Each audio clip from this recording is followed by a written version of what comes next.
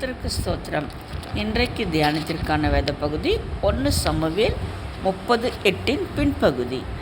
அதை நீ பிடித்து சகலத்தையும் திருப்பிக் கொள்ளுவாய் என்றார். ஆம் தேவனுடைய பிள்ளைகளே, இன்று நீங்கள் ஒருவேளை உங்கள் சொத்துக்களை இழந்து, வேலையை இழந்து, வறுமையில் வாடிக்கொண்டிருக்கலாம். ஏன் உங்களில் சிலர் உங்கள் நல்ல சுகத்தை கூட இழந்து அதிக சுகவீனப்பட்டு எல்லாவற்றையும் இழந்து போய் கூனி குறுகி போய் சமுதாயத்தில் தாழ்த்தப்பட்ட நிலையில் இருக்கிறீர்களா? உங்களை பார்த்து தான் தேவன் என்று சொல்லுகிறார், நீ இழந்து போன சகலத்தையும் திருப்பிக் கொள்ளுவாய் என்று.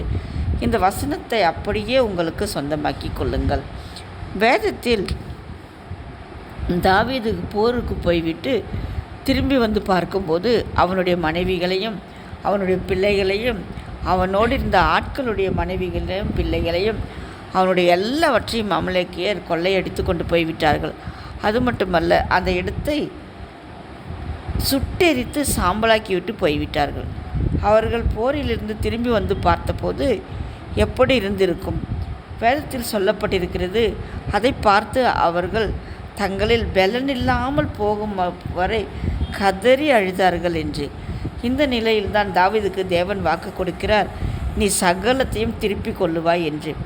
ஒரு பக்கம் எரிந்து சாம்பலான அவர்கள் இருந்த இடம், மற்றொரு பக்கம் மனைவி பிள்ளைகள் எங்கே என்றே அவர்கள் தெரியாது. தேவன் இந்த நிலையில் நீ சகலத்தையும் திருப்பிக் கொள்ளுவாய் என்று தாவீதுக்கு வாக்கு கொடுத்தவுடன் அவன் அப்படியே அதை விசுவாசித்து தேவன் சொன்னபடியே அவன் செய்து அவன் இழந்து போன எல்லாவற்றையும், தன்னுடைய மனைவிகளையும் பிள்ளைகளையும் அமலேக்கியர் கொள்ளையடித்து கொண்டு போன எல்லாவற்றையும் திருப்பி கொண்டு வந்தான்.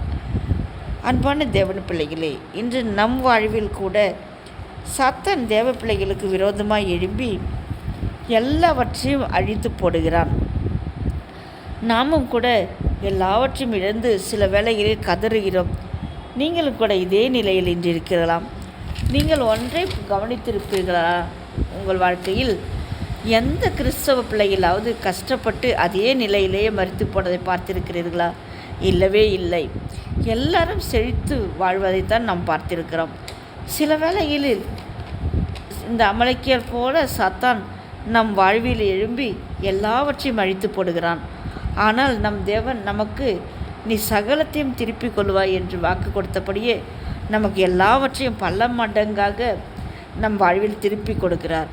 வாழ்க்கையில் எல்லாவற்றையும் இழந்து நிற்கிற அன்பான தேவ பிள்ளைகளே, இன்றைக்கு இந்த வாக்கு தத்தத்தை அப்படியே நீங்களும் விசுவாசியுங்கள். எனக்கும் தேவன் நான் இழந்த எல்லாவற்றையும் திருப்பி தருவார் என்று தேவனை நம்புங்கள். அவர் அப்படியே உங்களுக்கு எல்லாவற்றையும் இயேசு கிறிஸ்துவின் நாமத்தினாலே எல்லாவற்றையும் திருப்பி கொடுப்பாராக. ஹல்லேலூயா, ஆமேன்.